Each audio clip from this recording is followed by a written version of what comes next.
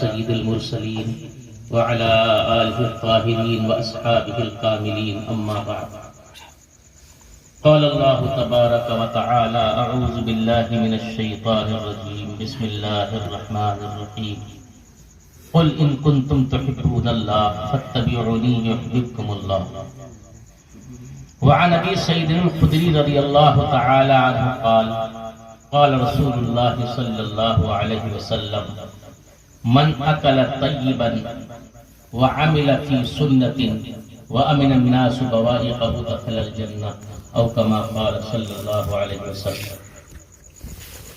بڑی خوشی کی بات ہے کہ ماشاءاللہ ہمارے بستی کے طلباء اور علماء شباب سے لے کر اب تک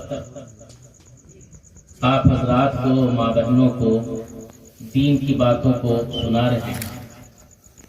کسی بستی کے لیے بڑی سعادت کی بات ہے کہ وہاں علماء، حفاظ، قراء، دین کے فہم والے لوگ پیدا ہوتے ہیں۔ یہ ہمارے آباء و اجداد کی محنتیں ہیں۔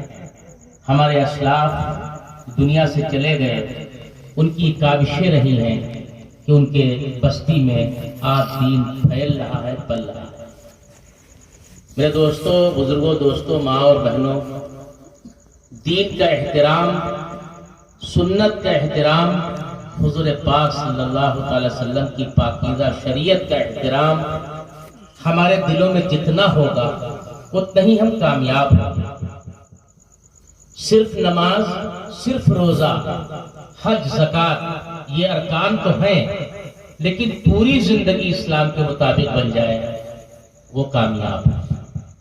حضور پاک علیہ السلام نے ایسے لوگوں کے لیے کامیابی کا اعلان فرمایا ہے۔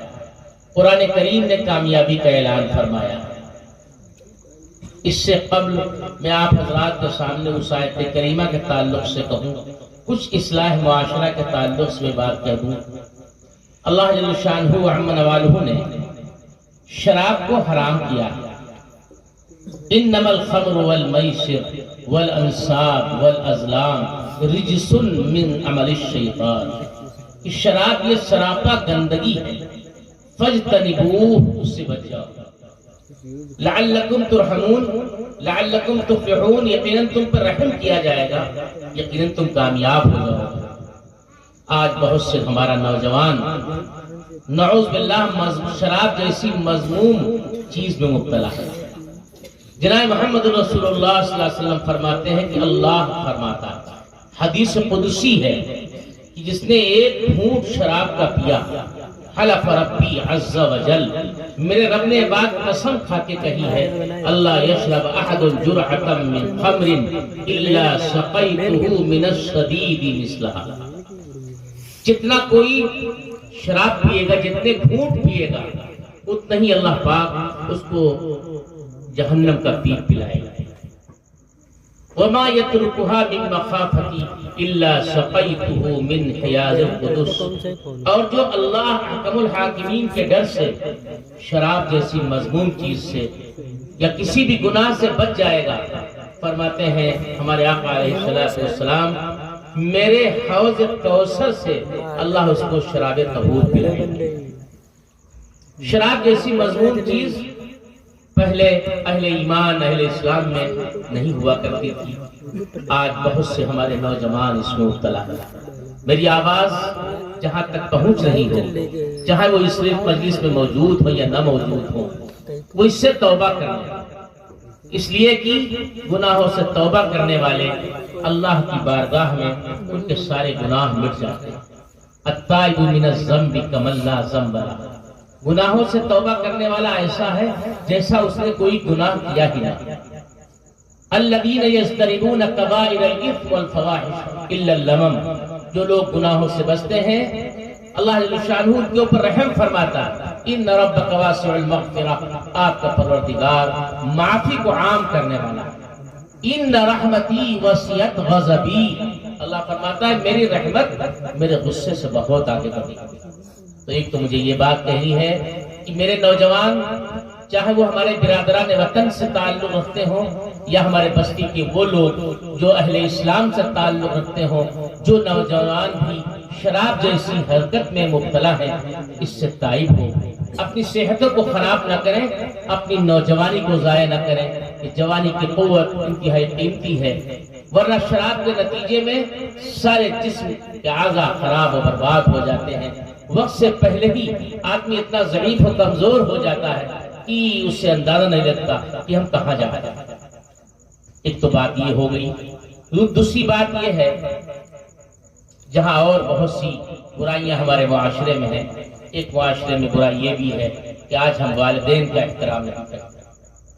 اللہ جل شانہ عم نوالہ قرآن مجید میں اپنے حق کے ساتھ والدین کے حق کو بیان فرماتا ہے، اور خاص طور سے بڑھاپے کی عمر کے تعلق سے قرآن کریم کہتا ہے اما یبلغن عندک الکبر احدہما او کلاہما فلا تقل لہما اف، کہ ماں باپ یا ماں باپ میں سے کوئی ایک جب بڑھاپے کی عمر کو پہنچ جائیں تو ان کو تم اف بھی نہ دو، ولا تنہرہما، ان کو چھڑکو نہیں، وقل لہما قولا کریما، اور ان سے شرافت اور عظمت کے ساتھ گفتگو کرو، وَاخْفِضْ لَهُمَا جَنَاحَ الذُّلِّ، اور ان کے لیے عاجزی کے بازو بچھا دو، انتہائی تواضع اور انکساری کے ساتھ ماں باپ کے سامنے پیش ہو۔ ایک تو مجھے بات یہ کہنی ہے کہ ہم میں سے ہر نوجوان وہ یہ سوچے کہ ہمارے والدین کا ہم پر کتنا احسان ہے، انہوں نے محبتوں کے ساتھ پالا، اپنی آرام اور آسائش کو قربان کر کے ہم کو کھلایا پلایا پہنایا تربیت دی۔ تو ماں باپ کی ذمہ داری جس طریقے سے انہوں نے اپنی ذمہ داری ادا کی ہے، آج ہم پر ان کی ذمہ داریاں ہیں۔ اللہ کے رسول صلی اللہ علیہ وسلم فرماتے ہیں رضا الرب فی رضا الوالد، اللہ کی خوشنودی والد کی خوشنودی میں، ان تحت قدم امک الجنہ، تمہارے ماں کے قدموں کے نیچے جنت ہے۔ آج اپنی ماں کے حقوق کو ہم ضائع کر رہے ہیں، اپنے باپ کے حقوق کو ضائع کر رہے ہیں۔ قرآن کریم فرماتا ہے کہ اگر تم کو وہ کسی شرک جیسی مذموم چیز پہ مجبور کریں تب بھی تم ان کے ساتھ ساتھ مت چھوڑو، یہ بات تو ان کی نہ مانو۔ اگر گناہ کا حکم دے ماں باپ تو یہ بات تو نہیں مانی جائے گی، لیکن صاحب ہوا فی الدنیا معروفہ، ان ماں باپ کے ساتھ بھی اچھا سلوک کرو۔ ایک تو ماں باپ کے تعلق سے بات ہوگی، جو میں نے آیت کریمہ پڑھی، اللہ تعالیٰ فرماتا ہے قُلْ إِن كُنتُمْ تُحِبُّونَ اللَّهَ، اے پیغمبر صلی اللہ علیہ وسلم آپ فرما دیجئے اگر تم اللہ سے محبت کرتے ہو، اگر واقعی چاہتے ہو کہ اللہ سے محبت کرنے والے ہو جاؤ، فَاتَّبِعُونِي، تم میری پیروی کرو۔ آقا صلی اللہ علیہ وسلم کے نقش قدم پر چلو گے، ہم چلیں گے تو انشاءاللہ کامیابی ہوگی۔ جو میں نے حدیث پاک پڑھی ہے اس حدیث کے راوی ہیں سیدنا ابو سعید خدری رضی اللہ تعالیٰ عنہ، وہ فرماتے ہیں جناب رسول اللہ صلی اللہ علیہ وسلم نے ارشاد فرمایا من اکل طیبا، پہلا کام یہ جس نے حلال کھایا۔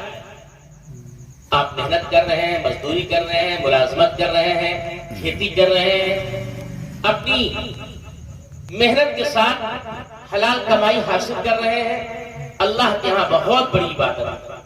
ایک صحابی ہے سعد بن ابی وقاص رضی اللہ تعالیٰ عنہ، انہوں نے حضور پاک صلی اللہ علیہ وسلم سے عرض کیا کہ اے اللہ کے رسول صلی اللہ علیہ وسلم آپ دعا فرما دیجئے کہ میں مستجاب الدعوات ہو جاؤں، میں جو دعا کروں وہ قبول ہو جائے۔ تو آقا صلی اللہ علیہ وسلم نے یہ نہیں فرمایا کہ یہ اعمال کرو، یہ تسبیحات پڑھو، یہ آپ نے فرمایا کہ اطب مطعمک، اپنا کھانا حلال و پاکیزہ بناؤ، تکن مستجاب الدعوتی، تم مستجاب الدعوات ہو جاؤ۔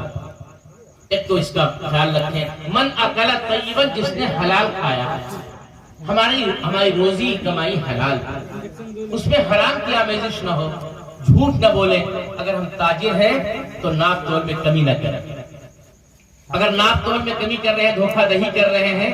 حضور پاک علیہ السلام تشریف لے گئے بازار اور غلے کا ڈھیر لگا ہوا تھا، آقا صلی اللہ علیہ وسلم نے اپنا دست مبارک اس ڈھیر میں ڈالا، نیچے سے بھیگا ہوا تھا۔ آقا علیہ السلام نے فرمایا ما ھذا، یہ کیا ہے؟ تو فرمایا کہ اللہ کے رسول صلی اللہ علیہ وسلم بارش ہو گئی تھی، یہ غلہ بھیگ گیا۔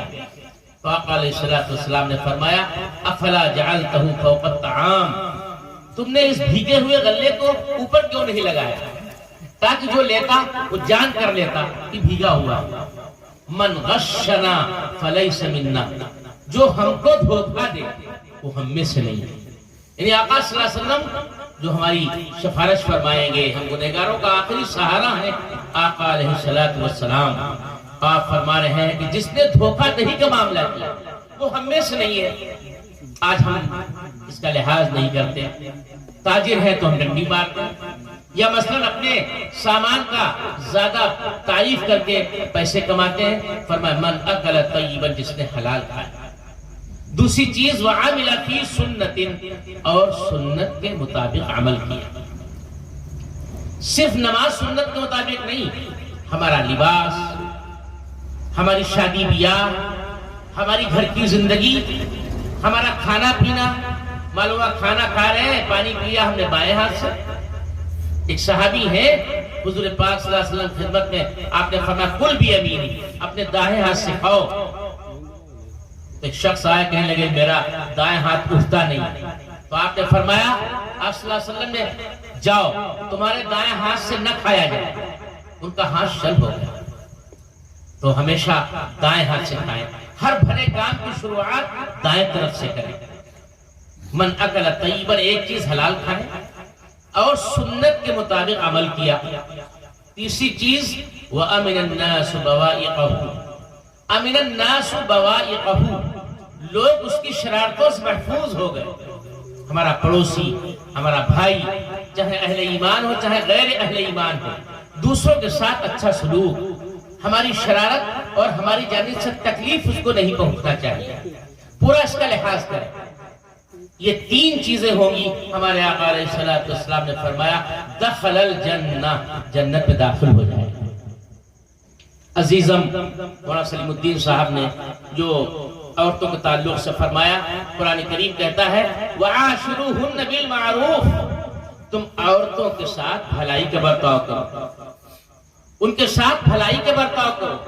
فَإِن كَرِهْتُمُوهُنَّ شَيْئًا، اگر تمہیں کوئی چیز ان کی ناگوار ہو رہی ہے تو بہت ممکن ہے اللہ تعالیٰ اس کے ذریعے کوئی خیر پیدا کر دے، کوئی نیک اولاد اس کے ذریعے تم کو عطا کر دے۔ یا مثلا یہی سوچ لو کہ ہماری گھر کی وہ دیکھ ریکھ کر رہی ہے، ہمارے اوپر ذمہ داریاں جو ہے اس کی وہ معاون ہے، تو ماں بہنوں کے ساتھ، اپنی گھر والیوں کے ساتھ اچھا سلوک کیا جائے۔ جو گھر کی ذمہ دار خواتین ہیں ساس کی شکل میں، وہ اپنے بہوؤں کے ساتھ اچھا برتاؤ کریں۔ اگر وہ چاہتی ہے کہ ان کی بیٹیاں جہاں جائیں ان کے ساتھ اچھا برتاؤ کیا جائے، تو جن گھروں میں دوسری کی بیٹیاں آئی ہیں بہو کی شکل میں، ساس کی ذمہ داری ہے ان کے ساتھ نرمی کا برتاؤ کریں، کیونکہ اگر ہم اچھا سلوک کریں گے کسی کے ساتھ اس کا صلہ ملے گا۔ اگر ہم نے دوسری کی اولاد کو پریشان کیا، دوسرے کی اولاد کو پریشان کیا، تنگ کیا، تو ہماری اولاد بھی پریشان کی جائے۔ ہم اچھا سلوک پیش کر کے اپنے گھر کے ماحول کو جنت نشان بنائیں۔ اگر ہم نے یہ کر لیا تو انشاءاللہ گھر میں برکتیں بھی ہوں گی، رحمتیں بھی ہوں گی، لڑائی اور اختلافات بھی ختم ہو جائیں گے۔ ذرا سی بات پہ گھر میں اختلافات، لڑائیاں، ساس معلوم ہوا مخالفت کر رہی ہے بہو کی، بہو مخالفت کر رہی ہے ساس کی، نندے مخالفت کر رہی ہے بھاوج کی، نتیجہ یہ ہے کہ اختلافات کے دہانے پر گھر ہے، اختلافات کے نتیجے میں گھر کی ساری برکتیں ختم ہو جاتی ہیں۔ اگر ہم چاہتے ہیں کہ ہمارے گھر میں برکتیں آئیں، رحمتیں آئیں، تو گھر کا ماحول پاکیزہ بنائیں، سنتوں کے مطابق زندگی گزاریں۔ گھر میں اس بات کی کوشش کریں۔ صحابی آئے، انہوں نے عرض کیا اللہ حضور صلی اللہ علیہ وسلم میرے گھر میں برکت نہیں ہے، تو آقا علیہ السلام نے ایک نصیحت یہ فرمائی، جب گھر میں داخل ہو تو سلام کے ساتھ داخل ہو، السلام علیکم۔ جب گھر میں آویں تو گھر میں سلام کریں، برکت ہو۔ اور اپنے اہل و عیال کے ساتھ کھانا کھاؤ۔ اگر ہم ایسا کام کرتے ہیں کہ کوئی کسی وقت آیا، کوئی کسی وقت آیا، کم از کم ایک وقت ہم اس بات کا پورا نظام بنائیں کہ گھر کے سارے لوگ ایک ساتھ بیٹھ کر کھانا کھائیں، اس میں بھی برکت ہوگی۔ حضور پاک صلی اللہ علیہ وسلم نے یہ برکت کا اسباب بتایا۔ جس جگہ قرآن مجید پڑھا جاتا ہے، رسمی طور پر نہیں کہ ہم نے صرف ایک دن پڑھ لیا، قرآن خوانی کروا لی، نہیں، قرآن مجید جس گھر میں پڑھا جاتا ہے اس گھر میں برکتیں ہوتی ہیں، صبح پڑھا گیا، سورہ یاسین پڑھا گیا۔ اگر ترتیب بنا لے کہ گھر کا ہر فرد کسی نہ کسی وقت قرآن مجید پڑھے گا، اور اگر ایسا ہو سکتا ہے کہ تمام گھر کے لوگ ایک وقت میں قرآن مجید پڑھیں گے 20 منٹ 15 منٹ، تو ساری ماں بہنیں گھر کے لوگ قرآن پاک پڑھیں تو ایسے گھروں میں برکتیں نازل ہوں گی، رحمتیں آئیں گی، اختلافات ختم ہو جائیں گے، تنگیاں ختم ہو جائیں گی۔ اور قرآن کریم نے فرمایا ہے، دیکھو وَمَن يَتَّقِ يَجْعَل لَّهُ مَخْرَجًا، جو اللہ سے ڈرتا ہے اللہ اس کو تنگیوں کے راستے سے نکال دیتا ہے۔ جو تقوی اختیار کرتا ہے، اللہ کا خوف دل میں پیدا کرتا ہے، یجعل لہ مخرجا، اللہ اس کو تنگیوں سے نکال دیتے ہیں۔ اور آگے اللہ فرماتا وَيَرْزُقْهُ مِنْ حَيْثُ لَا يَحْتَسِبُ، اور ایسی جگہ سے اللہ اس کو رزق عطا فرماتا ہے جہاں سے اس کو وہم و گمان نہیں۔ تھوڑی کھیتی ہے اللہ برکتیں زیادہ دیتا ہے، ملازمت تھوڑی ہے، آمدنی تھوڑی ہے بظاہر، اللہ برکتیں دے گا، بیماری اور عذاریوں سے محفوظ فرمائے گا اگر گھر میں اتحاد ہوگا، اتفاق ہوگا، اور اپنے اہل محلہ کے ساتھ، چاہے وہ کوئی برادران وطن ہو یا کوئی بھی ہو، سب کے ساتھ اچھا برتاؤ کرے۔ اس بات کی پوری کوشش کریں کہ ہم اپنے ماحول کو پاکیزہ بنائیں۔ اور جہاں تک میری آواز برادران وطن تک بھی پہنچ رہی ہو، آج پورے ملک میں گویا کہ اختلافات کی آگ لگ رہی ہے۔ آج وہ لوگ جو ملک دشمن ہیں وہ کوشش یہ کر رہے ہیں کہ ہم جو صدیوں سے ایک دوسرے کے ساتھ رہ کر، کوئی کسی کا چچا ہے، کوئی کسی کا بڑا بھائی ہے، کوئی دادا لگتا ہے، ہم ایک دوسرے کے ساتھ، برادران وطن کے ساتھ، محبت کے ساتھ، الفت کے ساتھ ان کی خوشی غمی میں شریک ہوتے چلے آئے۔ ہمارے آباء و اجداد نے اچھا سلوک کر کے، انہوں نے ہمارے ساتھ سلوک کیا، ہم نے ان کے ساتھ سلوک کیا۔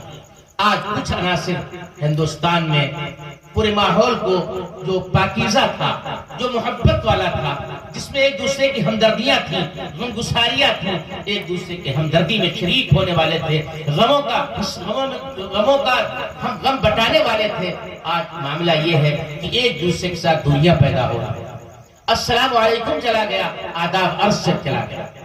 کوشش اس بات کی جائے کہ ہم جس بستی میں رہتے ہیں، ایک بستی میں رہنے والے کسی بھی مذہب و دھرم سے تعلق رکھنے والے ہوں، ایک دوسرے کے ساتھ محبت کے ساتھ رہیں، الفت کے ساتھ رہیں، اور آپس کی لڑائیوں کو بالکل نہ لڑیں۔ اگر کوئی بات ہوتی ہے تو آپس میں سمجھوتا کر کے ان اختلافات کو ختم کریں، اس میں ہمارا ملک بھی ترقی کرے گا، بستیوں بھی ترقی ہوگی، ورنہ ناجائز مقدمات میں پھنس کر ہم پتہ نہیں کتنا پیسہ ضائع کریں گے، کتنے نقصانات ہوں گے، اس میں جانیں ضائع ہوتی ہیں، مال ضائع ہوتا ہے، اور سینکڑوں سال پرانی محبتیں ختم ہو کر اس کی جگہ عداوت، دشمنی لے لیتی ہے۔ اس لیے میرے دوستو، بزرگوں، میری آواز جہاں تک پہنچ رہی ہو، چاہے وہ برادران وطن ہو اور چاہے ہمارے اہل اسلام بھائی ہو، میری سب سے گزارش ہے، آپس میں محبت کا پیغام ہے۔ اور جو برادران وطن کے نوجوان ہیں، ان کے ساتھ بھی میری یہی گزارش ہے کہ اپنے ماں باپ کے ساتھ وہ اچھا سلوک کریں، کوئی باپ تڑپ نہ جائے، کوئی ماں پریشان نہ ہو اپنے بچوں سے، کیونکہ ماں باپ کی دعائیں ایسی دعائیں ہیں وہ ہر حال میں لگتی ہیں۔ کسی کو ستایا نہ جائے، اگر ہم کوئی ہمارے پڑوس میں رہتا ہے تو پڑوس میں کھیت ہے تو ہم کھیت کو نقصان نہ پہنچائیں، پڑوس میں گھر ہے اس کے گھر کو نقصان نہ پہنچائیں، کوئی اگر ہمارا بھائی بیمار ہوتا ہے تو اس کی عیادت کے لیے جائیں، کوئی غم زدہ ہوتا ہے، پریشان حال ہوتا ہے تو اس کی پریشانی کے لیے ہم اس کی مزاج پرسی کے لیے جائیں۔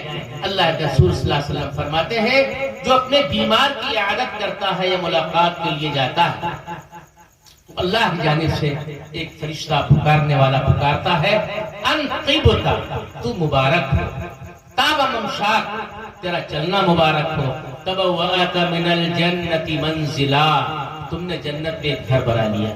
میرے بھائیوں، بزرگوں، دوستوں، ماشاءاللہ بہت سی باتیں آ گئی، مجھ سے پہلے بھی آ گئی، اب دعا فرمائیں۔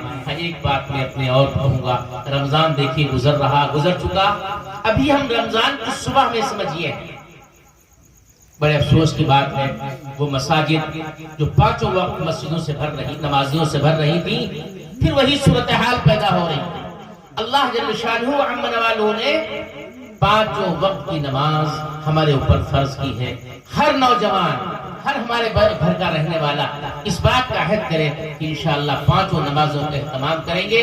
حضور اکرم علیہ السلام نے فرمایا ہے کہ جو 5 نمازوں کا اہتمام کرتا ہے اللہ کی جانب سے وعدہ ہے ان یغفر لہ، اللہ اس کو بخش دے گا۔ اور جو ایسا نہیں کرے گا فلیس لہ علی اللہ حق، اللہ کے لیے کوئی وعدہ نہیں ہے ان شاء غفر لہ و ان شاء عذبہ، اگر چاہے اللہ اس کو بخش دے یا اس کو اللہ عذاب دے۔ یہ چند گزارشات کے بعد میں اپنی باتوں کو ختم کرتا ہوں۔ وآخر دعوانا الحمدللہ رب العالمین۔ دعا